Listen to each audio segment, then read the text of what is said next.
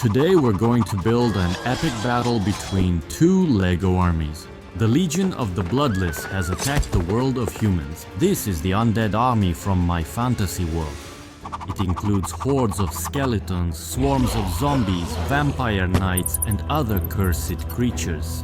Trying to stop them are the noble knights of the Order of the Black Falcon, squads of various infantrymen, and skilled ranger archers. The commander of the undead army is the ruler of the realm of darkness, riding a flying steed. Using his influence, he has summoned all the necromancers of the world of Caldaria to his service. Most of them have lost their natural appearance due to prolonged use of dark magic. These necromancers roam the villages, infecting the inhabitants with diseases and plague, causing people to die and turn into zombies.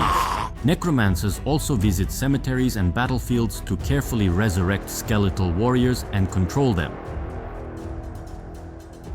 Zombies and skeletons are the main and simplest infantry of the Legion of the Bloodless. That's why I gathered all the skeletons I could find in my collection. I gave them a wide variety of weapons, shields, and armor, since among them are representatives of all races and peoples of the fantasy world of Caldaria. I even managed to assemble several undead knights led by the Lord of Darkness, and leading the horde of bone warriors will be the most powerful among them, the Immortal King. His long, powerful, sinuous tendrils of darkness are capable of toppling and overwhelming an entire Iron Knight along with his armored horse in a single devastating blow. But even that didn't seem enough to me, so I bought even more parts to build a truly large and formidable undead army, one that would be capable of conquering the entire continent. From the new skeletons, I made a large number of archers and crossbowmen. Of course, they're not very accurate, but sometimes they can still cause trouble. When the Skeleton Legion was ready, I took several minifigures of ordinary townsfolk and turned them into vicious, brain-eating zombies. Among them are ordinary farmers, craftsmen, women, pirates, and plague victims. They don't fight well, but they're very hard to kill. That's why the zombies will be at the vanguard of the Bloodless army. The valiant knights of the Order of the Black Falcon will try to stop the wave of walking dead. These are seasoned warriors whose sole purpose is to preserve peace in Caldaria. The main force of the Order consists of heavily equipped infantry with powerful weapons and iron shields. To fight against large monsters or enemy cavalry, the Order has pikemen armed with long halberds.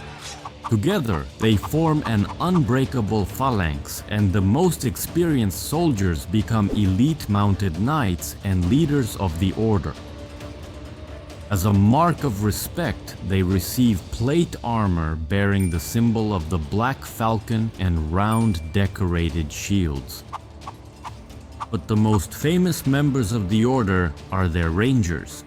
They are capable of traveling, sometimes for many days, hundreds of kilometers on foot while carefully tracking their quarry.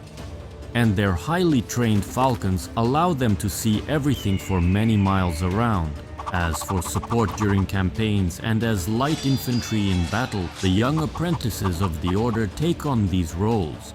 However, mindless zombies and fragile skeletons are certainly not the only challenges that the brave knights will have to face on their perilous journey. More formidable infantry in the Bloodless army are the powerful vampire warriors from the cursed and ancient castle of the Nightbat, as well as the unexplored mysterious caves surrounding it. More than a dozen fallen dead knights have joined the infamous Legion of Death to take part in the battle. And of course, what army of the undead would ever be complete without captive restless souls?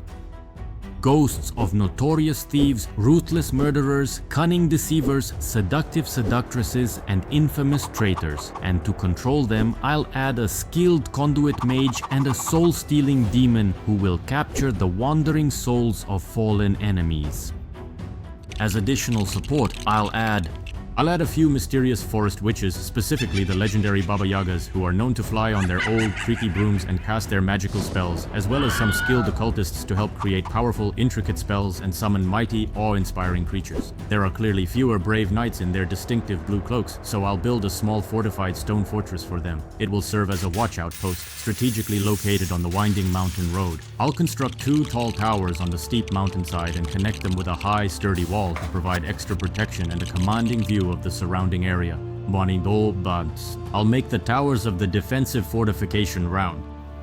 I got the idea for the design from the Rivendell set from The Lord of the Rings. However, I carefully built each of the 3 distinct floors in slightly different ways, paying close attention to the details. On the outside of the wall, the towers will be positioned adjacent to the rugged rock, which helps to show that the outpost is strategically located on a narrow mountain pass. On top of the towers, I'll add narrow vertical arrow slits for archers, boxes with spare arrows for quick reloading, and tall flagpoles with banners fluttering in the wind. Between the towers, I built a high crenellated wall and wide central gates secured with a heavy lock for extra protection. On either side of the gate, I made narrow arrow slits for archers and pikemen. And just above the passageway, I left a small opening in the sturdy floor so that the bastion's defenders could drop heavy stones directly onto the heads of any attackers. Next to the fortress, we will place several training dummies and targets, ensuring that knights and rangers do not forget to practice their skills. And of course, there will be a utility space for storing important tools and necessary supplies.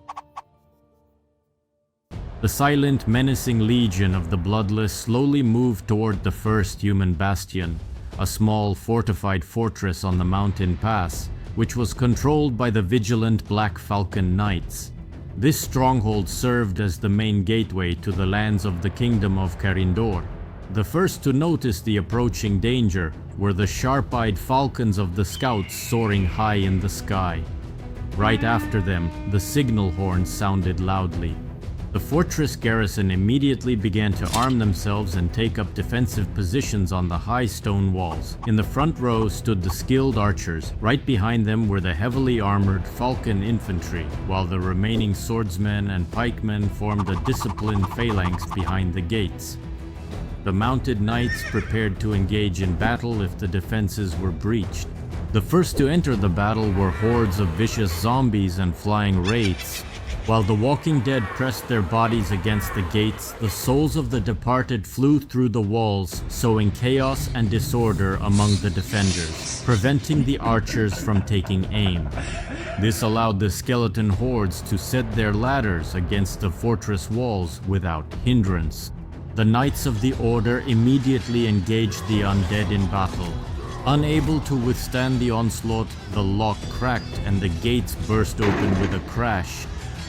Rivers of the Bloodless, their pale forms, surged into the fortified bastion.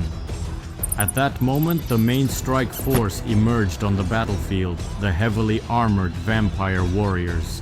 The mounted knights of the Falcons fought desperately, but the enemy outnumbered them.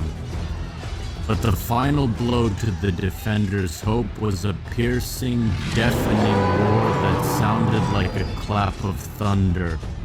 An enormous and imposing skeletal monster landed on the battlefield.